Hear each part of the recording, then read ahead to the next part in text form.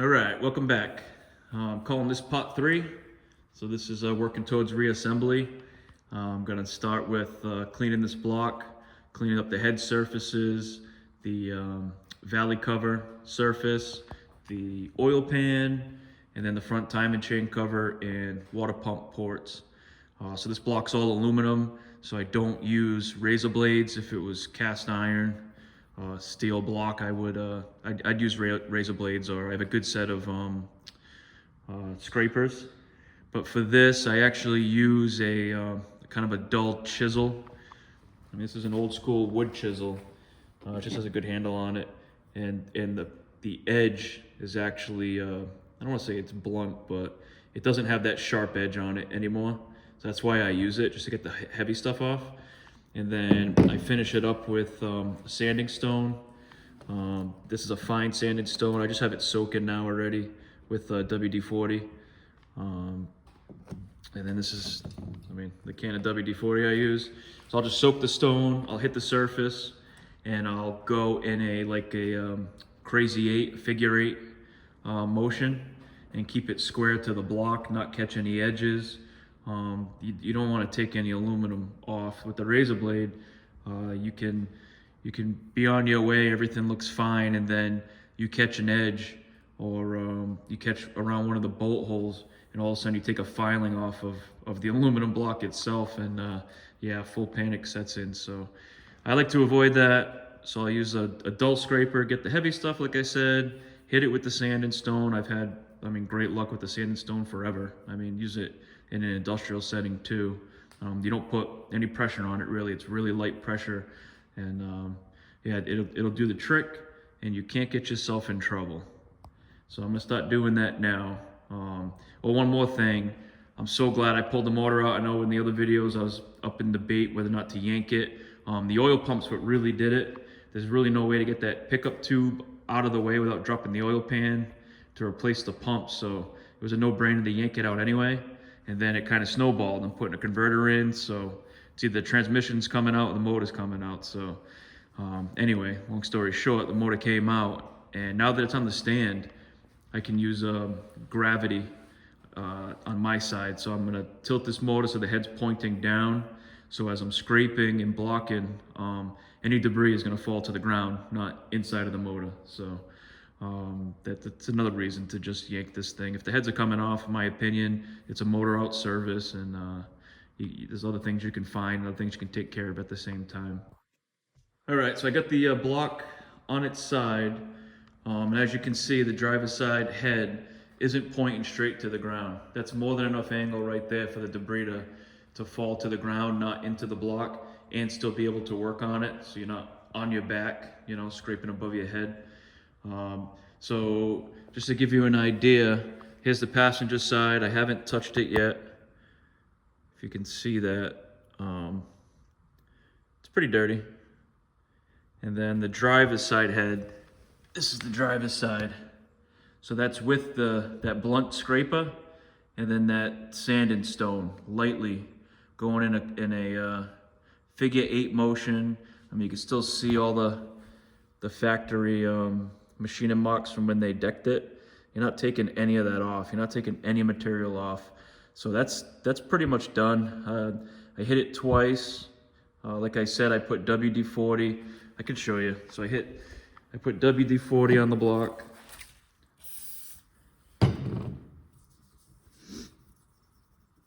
Definitely want to use a lot of WD-40. And when you first hit this, you'll feel it catching. And then it'll smooth right out. And then you put it on the block like that, keep it square, very light. And you just want to go in the circular motion if you can. You can do 8s. There's certain spots that you can't. You just want to go nice and lightly all the way around the block. This is how I do it. If anybody else has any better tips or what they've seen work well, please let me know. I'm by no means an expert, but I've used this block for a long time to do exactly what I'm doing here for all kinds of surfaces, and it works well. So you want to go all the way across. It's hard to do with one hand. And by doing the 8s, you're not wearing out the stone in one spot. You're keeping it true. and flat. You get the idea. But like I said, that's gonna be it for that side. I'll do the other head, I'll do the valley cover, the oil pan, and then I'll show you what it looks like. All right, I got all the surfaces clean. I did this, like I said, with a dull scraper and using the sharpen and stone, fine sharpen and stone with WD-40, nice and light. Couple passes, in between passes, cleaning the stone with brake clean, circular motion, figure eights if you can, and this is what you get. Came out pretty good. It's nice and smooth. You can still see all the factory machining marks. It didn't take any of that off. You don't want to go any further than that, risk doing any damage to the sealant surface. The next thing I'm going to do is take a high-powered light, nice bright light. Just make sure no debris or grit got in anywhere it shouldn't be. And after that, I'm going to start assembling. I think next will be the cam, and then we'll take it from there. Get the cam sprocket on, timing chain, guide, oil pump. Then I can put the pickup tube on, oil pan, and then I'll start doing the top end. I'm probably going to soak the lifters right now. I doubt I'll get to those tonight, but there's no harm in letting them soak overnight until I can get to them. All right, so next thing I'm gonna do is put the cam in. Something to think of, if you put this in without a handle, you can see this extension. I have a 1/2-inch drive extension, probably a foot long, going through the center of the cam. It's hollow. And then I have another one as an extension. It's just the two longest extensions I have in my toolbox. But anyway, you want to be able to take the weight off the cam that's furthest away from you. Because as you're driving this in, the cam is obviously going to get shorter and shorter for you to hold on to it as you're feeding it in. And that weight at the end of the cam, the furthest away from you, is going to start nicking the cam bearings as it goes in. So if you can put a nice long handle on it and get the leverage, you can actually take the weight off the end of it just by using that extension. Cam is in, piece of cake. Using the extensions as a handle worked out great. Just get an idea of how long this extension is. Next is the cam plate. Again, I highly recommend buying a new one. Just tossing the one that was removed. Cam retainer plates installed, pretty straightforward. 18 foot-pounds, and I just went in a crisscross pattern. All right, so I got the timing set on. Got a new timing chain, cam sprocket, timing chain guide. The guide was 18 foot-pounds. What's nice with the ARP hardware for the cam sprocket, it's 25 foot-pounds, no degreeing required. I'm kind of kicking myself that I didn't get ARP hardware for the heads. It's one thing I didn't really think of until now. I got to degree all the head bolts, which is kind of a pain in the butt, but not the end of the world. Another point, number one cylinders on top dead center. Then you have your two timing marks. You can see the dot and the crank right on that tooth. And it's pointing right at that, if you want to call that an arrow, to that tooth. So everything's lined up, ready to go. All right, got the new Melon oil pump on. You want to run these bolts down just hand tight, so you have a little bit of movement still. And then I'm going to take these Torx bolts off to get this cover off to shim the oil pump. All right, so I got the front cover off the oil pump so that we can get in here and shim this outer rotor. This is hands down the easiest way to do it. You take your feeler gauge out of the holder and you wrap it all the way around the outside of the outer rotor, top and bottom. You can see that feeler gauge going all the way across. So I've already done that. So I got a 2/1000 at the bottom, 2/1000 at the top. I tighten the bolts up to 18 foot-pounds. So those are tight. So now if I take these feeler gauges out,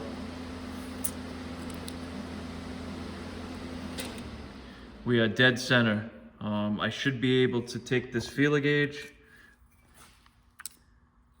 and now send it all the way around without any issue. Put it on, put it in down here, on the side, down below, and then on this side here. And we're in good shape all the way around. And I mean, the easiest way to tell, if you can see it moving on the camera, is this outer rotor is nice and loose. You can wiggle it back and forth, up and down. It's not bound by this outer housing, so we're dead center. So like I said, 18 foot-pounds here. These are 118 inch-pounds. I'm gonna tighten those back up, put a little bit of Loctite. And before I do that, I'm gonna put some oil in between these rotors. Another thing to think of while you're here is to pull this plug for priming later. Once it's in the car, it's hard to get to that. So I'll take that out and I'll take a rubber hose and just keep twisting it in and basically threading it in there, and I'll just keep it off to the side. So when I get it in the car, all I gotta do is lift that up high and put a funnel in it and get some oil into that oil pump to help prime it. Next is the oil pump pickup tube. You want to make sure that screen's free and clear. Hit it with some brake clean. If you have access to air, it's a good idea to blow that out. I ran brake clean right through this tube and blew it all out. If you're using a Melling oil pump like I am, it's the green O-ring. You just follow the instructions. I don't know if all LS3s have the same pickup tube or not, but this is a tapered one. If you just follow the instructions, it's in the center. A tapered end takes the green O-ring. So I got the motor, like I said, it's on the stand. This is super easy now. I'm not fighting it. Pickup tube is in. These nuts right here, this one and this one's 18 foot-pounds. And the pickup tube to the oil pump is 80 inch-pounds. Next, I'm going to clean up this oil pan. I already took the 6 bolts out of the baffle. I'm gonna clean this all up and then get the oil pan on. Pan cleaned up well. I torqued those baffle plate bolts down to 106 inch-pounds. All right, so I'm ready to install the oil pan. Something to think of, in the back corners, for the back cover where it meets, I put a little dab of Right Stuff, RTV. For whatever reason, this oil pan, I mean, the car has 106,000 miles, like I said. It is the original motor, the VIN number matches. But right here, I had to finish popping the rivets out, but they were already ground down. So this oil pan was off at some point. Not 100% sure why. Thinking this car took a hit to the front at one point. Maybe the original oil pan was cracked. Not really sure, but so I put a little dab of Right Stuff. I like Right Stuff because it's the right stuff. It works really good.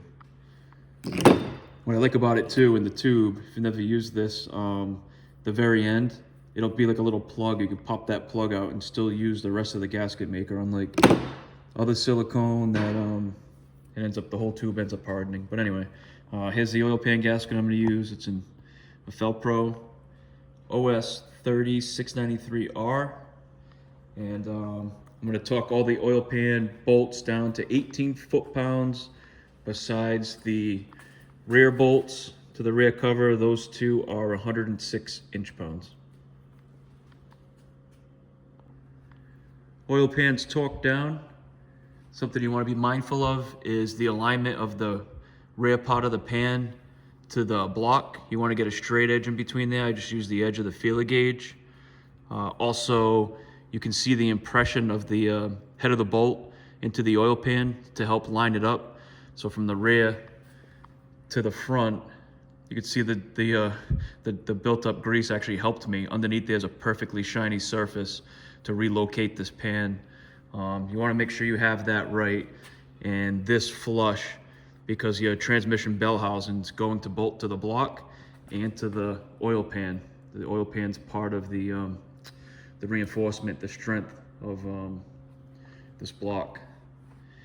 So next I'm going to put on the block off plate, and then I'm going to take the coolant hose off and put the plug in. I got the water coolant jacket plug for the oil cooler out. That was a 35mm socket. I'll install that when I get a big enough Allen key. I don't want to just put a pipe wrench on it and hack it. The ICT block off plate, that was a piece of cake. The O-ring it came with is a really nice O-ring. I really can't see it leaking. I mean, with that said, it'll probably leak like a sieve, but I have some confidence in that. Next, I'm going to install the front timing chain cover. Same thing as the oil pan. Put some right stuff in each corner to help seal it up. Before I put the cover on, I like to put some oil on the seal inside and out, and also put some oil on the crankshaft. Timing chain cover is on. Those torque specs are 18 foot-pounds for the timing chain cover, and for also the oil pan to timing chain cover bolts, the two up from underneath.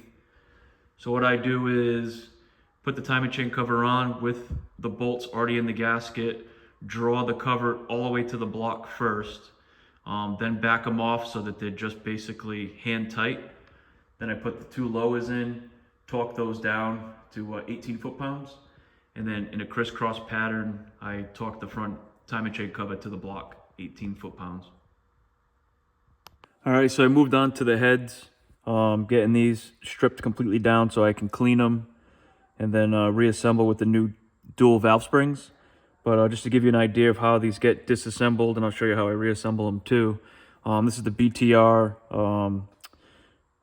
valve spring compression tool.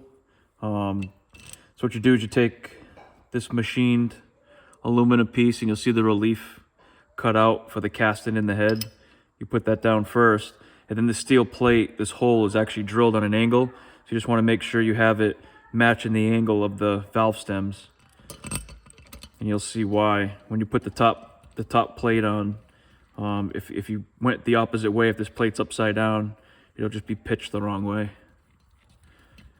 So you just snug these up, you keep them a little loose until I find out where the center is, because you'll get slopped back and forth. So you take the valve spring plate, thread the bolt through the middle.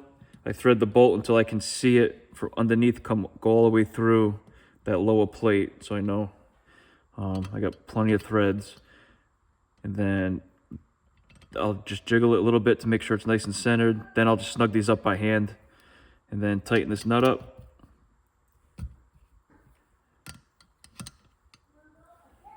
And then just compress it. Doesn't take much to get the keepers out.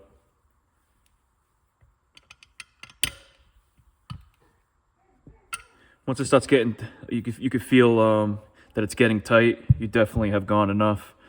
So I'll flip it over, and you'll see, if you can see it, that the valves are sticking out.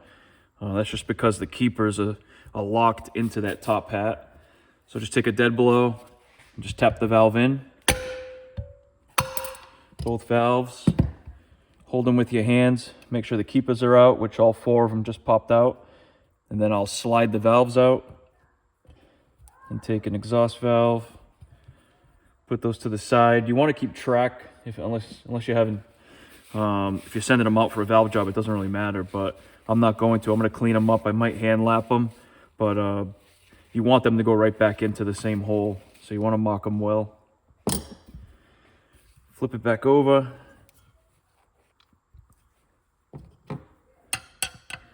And then just reverse the process. Back this out. I always watch the head of this bolt to make sure it's not turning with the nut, because if you turn that bolt out, it's coming flying out. So I'm watching this the whole entire time.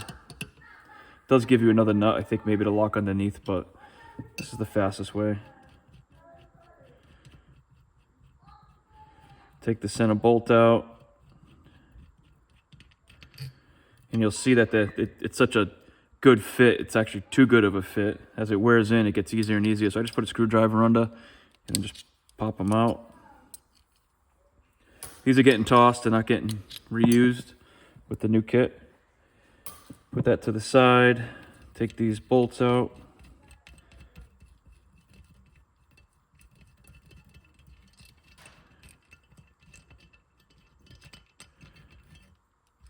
And you move on to the next one. These springs aren't getting reused, tossing those.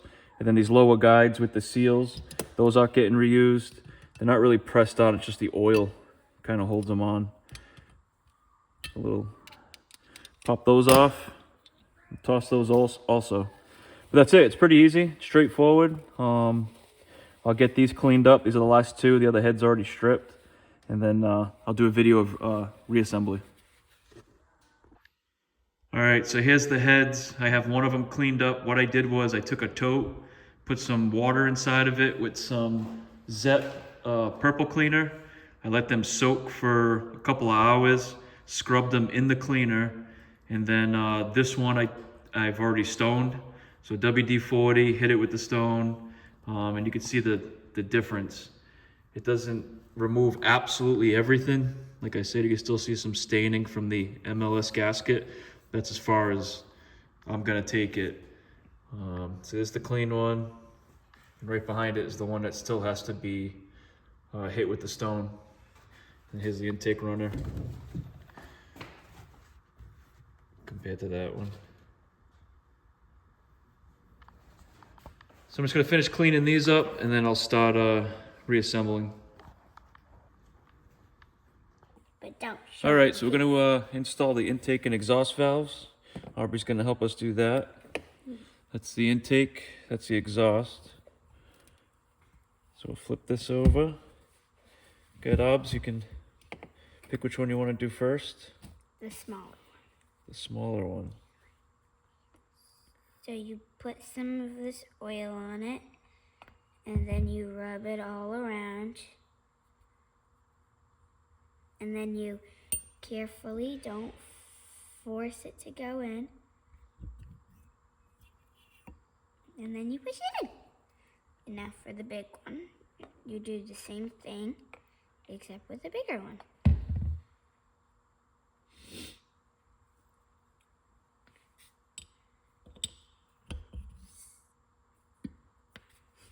Good job. How's this work? So the big one pushes out and lets all the air in. And then this goes pew! And then the small one lets all the air out. That's right. So that's that.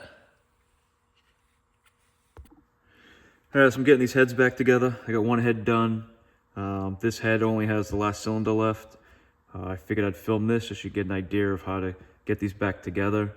One tool I'm going to use is the BTR valve stem seal installation tool. I'll show you how that works. And also the spring compressor from BTR. That's pretty straightforward too. But so the first thing I do is you have two steel retainers. So this is for your stock guides. If you're using stock guides, which I am, it's flat in the bottom. And then on the top just has one lip for the spring to center on. And then the upper guide, or I should say steel retainer, you'll see it's got a bunch of steps on it. And those steps are to locate the inner spring and the outer spring and keep them centered. So you can't confuse them. First thing I do is a couple drops of oil before you put the lower retainers on. So I'll drop those on. You definitely want to put these on first before you put the seal on. If you put the seal on first, you have to take that seal off to get these on. All right. Now you take this eye bolt, you just screw it in here, just a few turns, and then you take your seal, put it on top of the guide, put the tool on there, and then it has a kind of like a little ramp here. I use an extension as a pry bar, just because everything's round, so it helps center everything easier. And then you just lightly press down. Doesn't take much effort at all. Unscrew the eye bolt, do the other side.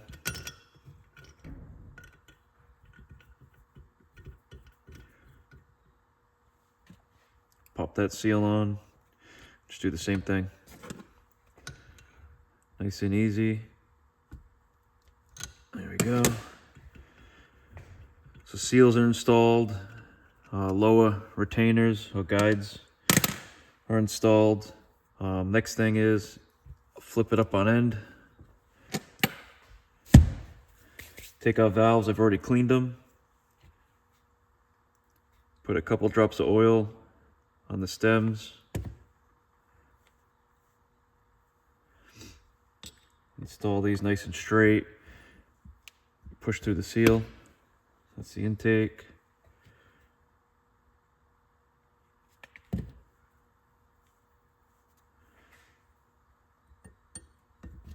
Exhaust, same thing, just push right through, nice and easy. The seals are going to hold them from dropping down. All right, so now I do the same thing. It's probably not required. Just put a couple drops before I seat the spring. Just drop your springs in place.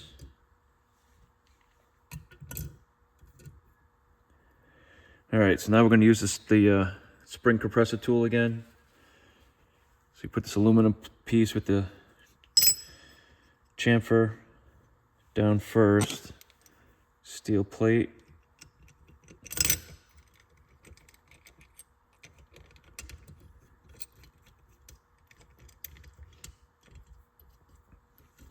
Run the 2 bolts down. Hand tight.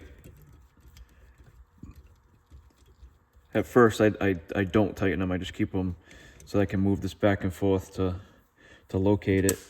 Then you want to get your steel retainers. You just want to make sure you have the steps facing down into the springs.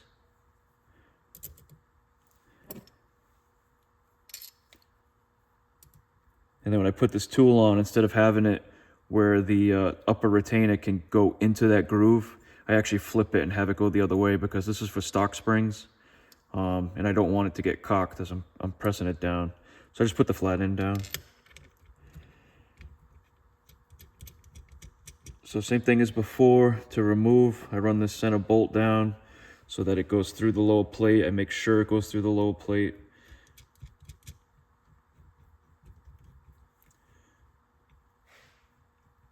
So we're good there.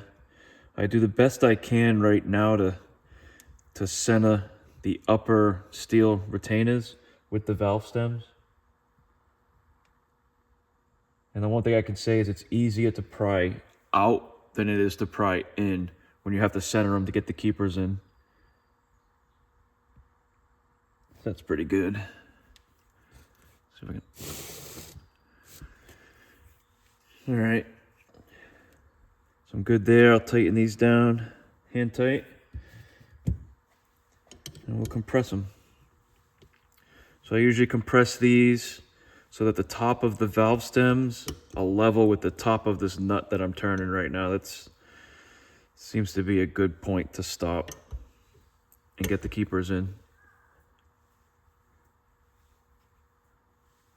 We're almost there. That's probably pretty good.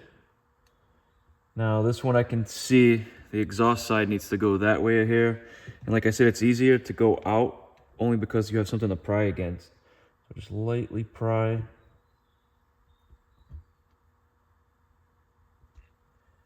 That should be pretty good. So grab our retainers, our keepers. I just put a dab of grease inside of them. And that's just to help it hold itself to the valve stem and not just drop down. Get that retainer in. This is something that you just get better with practice, and I'm on the last one, so I'm just starting to get the hang of it, and then I'll be done.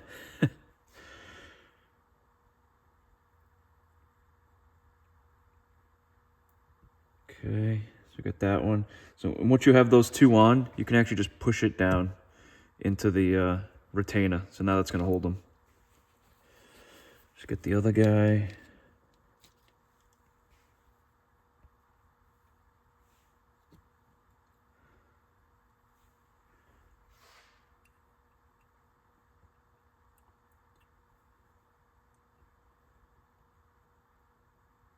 Okay, the last one.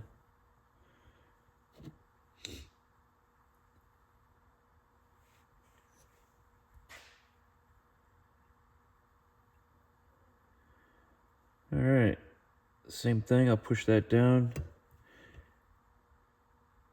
So now I know I'm in the groove. I check the top of both keepers just to make sure they're parallel with each other before I take the tension off. They can look a little wonky, like they're off at first, just because they're still not perfectly centered. But as you release the tension, you'll see them level up. So I'm in a good spot now. All right, let's take some tension off. I'm gonna watch that center bolt, make sure the bolt's not threading out with the nut, because if that comes out of that lower plate, like I said before, it's gonna come rocketing out. But I thread it enough where I can take it all the way out and it's still not gonna come out of that little bolt. So as it's going up, I get the tension off. Before I move it, I'm looking to make sure both keepers are parallel, which they are. The valve stems, one doesn't look higher than the other, so I know they're both in the right location.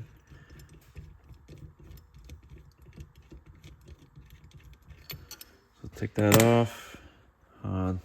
Last thing I do is just clean it up to, once again, get a good visual. Make sure we're good. And then to seat these, you just take a dead blow. Do not use a steel hammer. Just take a dead blow with the weight of the dead blow. Give it 2x. That's it. All right, heads are clean, heads are done, ready to go on. Before we can do that, the next step is to get the lifters in. So you want to use new lifters, new lifter trays. Goes without saying, the head's going to come off to get to these, so you don't want to mess around there. So the lifters come in this container with a heavy grease, heavy oil in them. So what I did was I hit them with brake clean, hit them with a solvent, blew them out, and then put them right back in this tray, and then filled it up with oil and let them soak overnight. After that, there's your trays. You load this tray up. Every lifter should fit in there nice and tight.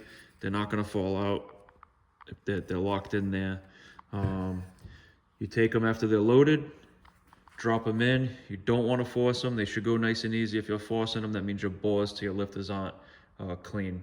You might have some varnished oil in there or whatever it could be. You're better off taking a rag with some solvent on it and just trying to run it down in there if they're really tight.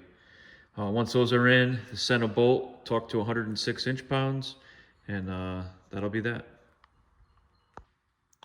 All right, time to get the heads on.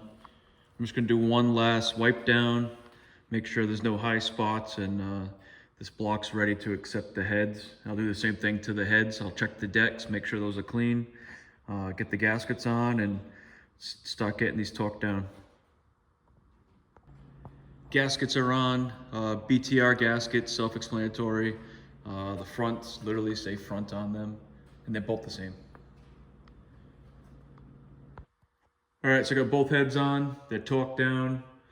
The larger bolts, the M11s, are 22 foot-pounds, followed by 90 degrees, followed by 70 degrees. So it takes 3 passes to torque these heads down. And then you finish it with the M8s, these smaller guys up top, 22 foot-pounds. The Valley pan is 18 foot-pounds, and you do the same thing, work from inside out, crisscross padding. All right, so I got the valve train assembled. I got the new push rods in. I did the BTR trunnion upgrade, which was, it's pretty straightforward. It's time consuming. I didn't do a video on it only because the instructions it comes with is, really good photos, and it's pretty straightforward. If I had to do it again, I would have spent the extra 200 bucks, honestly, and got them already assembled for 2 reasons. 1, it was really time consuming, and 2, one thing I didn't notice is the upgraded ones from BTR, the rockers themselves are actually upgraded. I thought they were just using stock stamp GM rockers and just assembling them, but they're actually, I think 47, they claim, or 48, say 50% stronger than the stock ones. So knowing that now, I would have went that route, but I didn't, so I ended up rebuilding them, installing the kit, and like I said, it's just time consuming. So that's done. There is a procedure for torquing these things down. You can either look it up and print it out. I ended up writing it down, but you want to go to number 1, top dead center, and then you want 22 foot-pounds on all the rocker bolts. But you want to start with the exhaust. Once you get to number 1 cylinder, top dead center, start with just the exhaust rockers and do 1, 2, 7, 8, and then go to the intake side and do 1, 3, 4, 5. Then you rotate the engine 360 degrees, and then you do the exhaust 3, 4, 5, 6, and then the intake 2, 6, 7, 8. That's pretty straightforward and well written everywhere also. So this is probably gonna be where this sits for a while. I'm gonna clean the valve covers up, pop those on, and then bag this engine because it's kind of a waiting game now. I ordered the Whipple supercharger about 2 weeks ago and had a 2-month lead time, so I still have 6 weeks left on that. And I need I gotta pin the crank pulley, and that kit actually comes with the Whipple supercharger. So I'm torn. I'd rather do it on the stand, but honestly, I can get a lot together if I stab this engine in, swap out the torque converter, motor mounts, get this engine in, and then I can get everything done except for the actual supercharger. I gotta upgrade the fuel system. I got a bunch of other things I gotta do, but for assembling the engine, I'm done. This is how far I'm going. I'm not gonna put the intake on it because 1, I wouldn't put the intake on it before putting it in the car anyway, but 2, the intake's not going on it. I'm gonna end up putting a blower on it. So hopefully this video helped. If you have any questions, just drop them down in the comments. I'll do my best to answer them. Thanks.